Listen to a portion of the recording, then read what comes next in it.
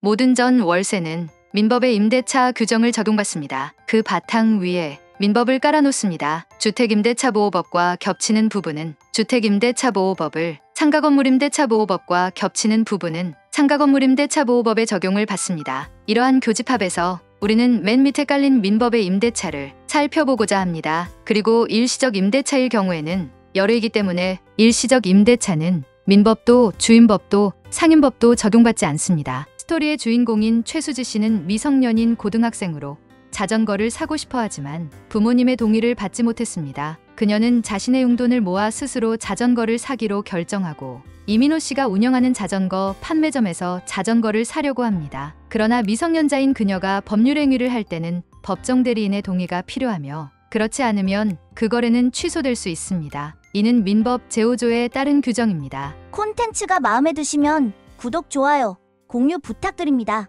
1. 민법 제5조 미성년자의 능력에 대하여 알아볼까요? 제5조 미성년자의 능력. 미성년자가 법률행위를 함에는 법정 대리인의 동의를 얻어야 한다. 그러나 권리만을 얻거나 의무만을 면하는 행위는 그러하지 아니하다. 전항의 규정에 위반한 행위는 취소할 수 있다. 이 조항은 두 부분으로 나뉩니다. 첫 번째 항은 미성년자가 법률행위를 할 때 법정 대리인의 동의를 받아야 한다는 점을 명시하고 있습니다. 이는 미성년자의 법률행위 능력을 제한하며 그들이 법적인 책임을 완전히 이해하지 못할 수 있음을 인정하는 것입니다. 그러나 이 규정에는 예외가 있습니다. 미성년자가 권리만을 얻거나 의무만을 면하는 행위는 법정 대리인의 동의 없이도 할 수 있습니다. 예를 들어 선물을 받는 것이나 무료 서비스를 이용하는 것과 같은 행위가 여기에 해당됩니다. 두 번째 항은 첫 번째 항의 규정을 위반한 행위는 취소될 수 있다는 점을 명시하고 있습니다. 즉, 미성년자가 법정 대리인의 동의 없이 법률행위를 했다면 그 행위는 무효로 간주될 수 있습니다. 이 조항은 미성년자의 법률행위 능력을 보호하고 그들이 법적 책임을 완전히 이해하지 못하는 상황에서 부당한 결과로부터 보호하기 위한 것입니다. 이 미성년자의 행위에 대한 동의와 추인. 미성년자의 계약에 있어서 동의와 추인은 다음과 같이 이해할 수 있습니다. 가, 동의. 미성년자가 법률행위를 하기 전에 법정 대리인의 동의를 받아야 합니다. 즉, 미성년자가 법률행위를 하기 전에 법정 대리인이 그 행위를 승인하는 것입니다. 이 경우 계약은 처음부터 유효합니다. 나, 추인. 반면에 추인은 미성년자가 법률행위를 한 후에 이루어집니다. 즉, 미성년자가 법률행위를 한 후에 법정 대리인이 그 행위를 승인하는 것입니다. 추인이 이루어지면 원래 취소 가능했던 법률행위가 확정적으로 유효해집니다. 따라서 법정 대리인의 동의와 추인은 모두 미성년자의 법률행위를 확정적으로 유효하게 만드는 역할을 하지만 그 적용 시점이 다릅니다. 이러한 규정은 미성년자의 권리를 보호하고 법률행위의 공정성을 유지하기 위한 것입니다.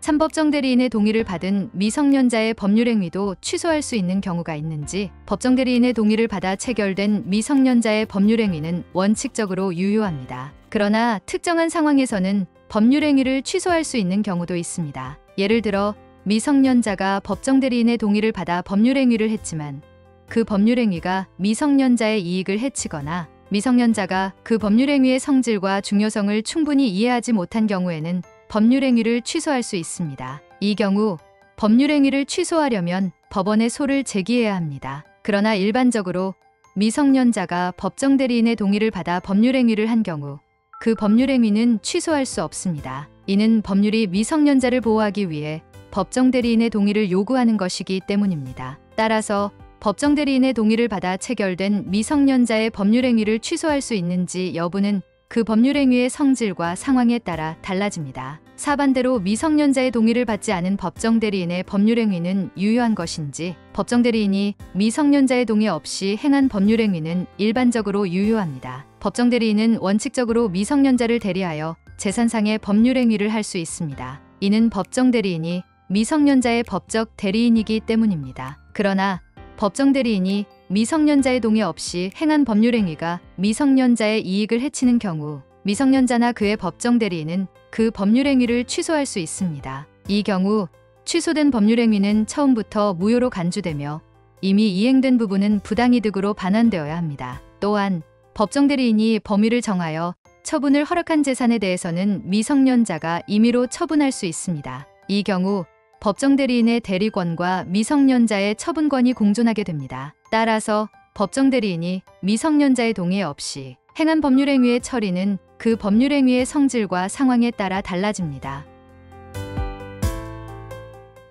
5. 법정 대리인의 추인. 법정 대리인이 미성년자의 법률행위를 추인하게 되면 그 법률행위는 취소할 수 없게 되어 확정적으로 유효해집니다. 즉, 추인이 이루어진 시점부터는 미성년자나 법정 대리인이 그 법률행위를 취소할 수 없게 됩니다. 따라서 법정 대리인이 미성년자의 법률행위를 추인한 경우 그 법률행위는 취소할 수 없게 되어 확정적으로 유효해집니다. 이는 미성년자의 법률행위에 대한 법정 대리인의 추인이 그 법률행위의 유효성을 확정짓는 역할을 하기 때문입니다. 이러한 규정은 미성년자의 권리를 보호하고 법률행위의 안정성을 보장하기 위한 것입니다. 법률행위를 취소하는 행위에는 기한이 정해져 있습니다. 민법 제146조에 따르면 취소권은 추인할 수 있는 날로부터 3년 이내에 또는 법률행위를 한 날로부터 10년 이내에 행사하여야 합니다. 여기서 추인할 수 있는 날이란 취소의 원인이 소멸된 날을 의미합니다. 이 기한이 지나면 취소권은 소멸하게 됩니다. 이러한 규정은 법률행위의 안정성을 보장하고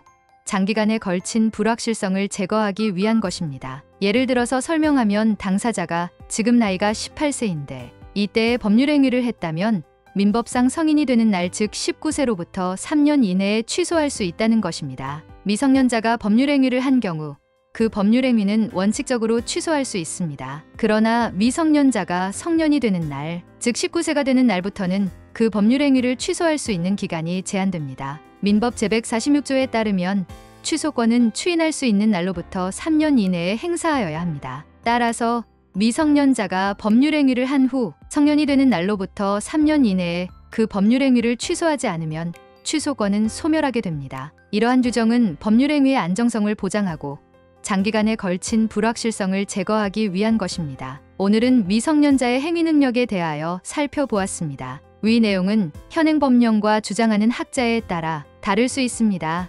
영상이 마음에 드셨다면 구독, 좋아요, 공유 부탁드립니다.